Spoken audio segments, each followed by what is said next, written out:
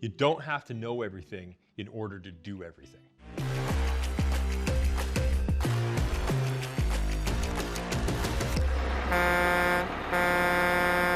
This week, we actually launched a new digital product, and we launched it with a partner who, you know what, the lesson is that we just had to trust this partner. Lots of times, we totally had the capability to build this digital product that they wanted. It's a blockchain type product. And we just didn't get it. We didn't think it was commercially viable. We didn't really understand, you know, a bunch of the market that it was going to get sold into and how it was going to work. But we had a really passionate partner that stepped up, shared the risk with us, and just like stuck with the process. And that was the lesson for this week. You just stick with the process, and you don't have to know everything in order to be able to do everything. You've got to trust your partners. That doesn't mean it works out every time, and it doesn't mean that it's always a success. But what did happen for us this week is that we did launch this product, which is an obscure branded digital product. And in less than 35 hours, we sold out the entire inventory of $100,000 worth of these digital collectibles. It was incredible. But now what happened is that our entire team has gone through the process of uncertainty, but built and delivered on a product anyways, and now are experts. They really understand the nuts and bolts of how to get this particular product to market. So we've got an incredible future with this particular issue right now, just because we trusted our partner and we stuck with it. Stick with the winners. Listen, this is an incredibly trying time. There's a lot of suffering going on. There's an incredible uncertainty going on, and I'm not taking away from any of that. However, as an entrepreneur, you need to go with where the momentum is. So if you think about our inverted entrepreneurial model, it's all about momentum. And if you're stuck in a negative spot, which is not unwarranted and all those types of things, but if you are stuck there, you need to do whatever you have to do in order to get out of that. And one of the best ways to do that is to go where there is momentum, to go with where the winners are at. So listen, I've had a bunch of calls this week where, you know, financings weren't getting done and some startups weren't getting over the, you know, some tough milestones and, you know, just because of the times we're in. But I gotta tell you, like, it just hit me so hard this afternoon. I had a call with a particular individual. I mean, these guys, they had like 4 or 5 big financings on the go. They were hitting all the hot spots. They were doing health tech deals. They were doing, like, it was just like, you could just tell that they were in the zone and never ever doing that. They were hiring new people. They were giving bonuses out. They just grasped the reality of where they were at.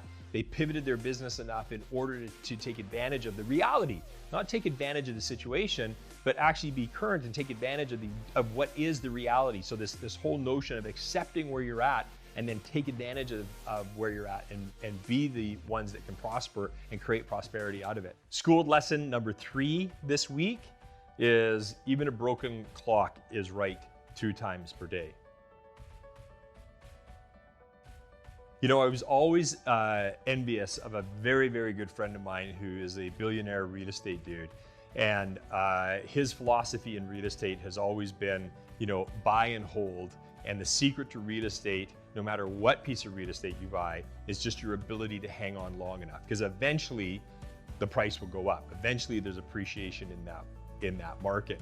And I was always just like, you know, envious of the fact that that's all you had to do is be, and I'm sure you need to do more than that, but be tenacious and stick with it and be patient and that type of stuff. Where my view of the tech game has always been like, no, you got to be moving, you got to be fast, you got 500 variables that can take you out of the game in a second, you got massive disruption, you got crazy competition. But I think I was wrong. So the lesson for us this week is our drone company.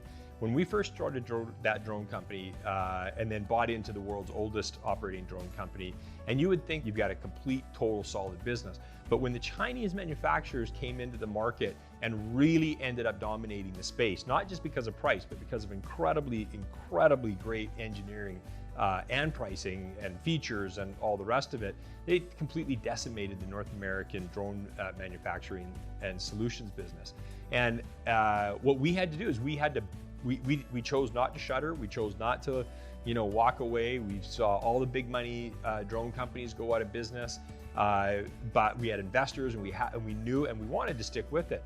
So what we did is we just battened down the hatches And we kind of just rode it out for about 6 years, where we just did whatever we needed to do, mostly contract engineering, in order to just pay the bills. And we got our expenses down next to nothing. And the team, the entire team that was there, just really continued to learn. They continued to learn the business, how to operate really efficiently and inexpensively. We made lots of contacts in the industry, and we ended up, one of these situations where now this company is growing at a crazy exponential rate because of a shift in the market, a need because of security concerns for there to be a North American manufacturing base. Not to mention the great learnings we had and the great tech that we can build and the services that we provide, et cetera, et cetera. And now this company is growing at I'm embarrassed to even say how fast it's growing right now, because it's just totally unbelievable. But that is a function of us just sticking it out and waiting for the timing to be right. And that company is on its way to being a massive success with an incredible future, just because we stuck it out. So a key lesson for us this week that was validated was that a key to success in the startup game is simply just being able to hold on long enough to be right.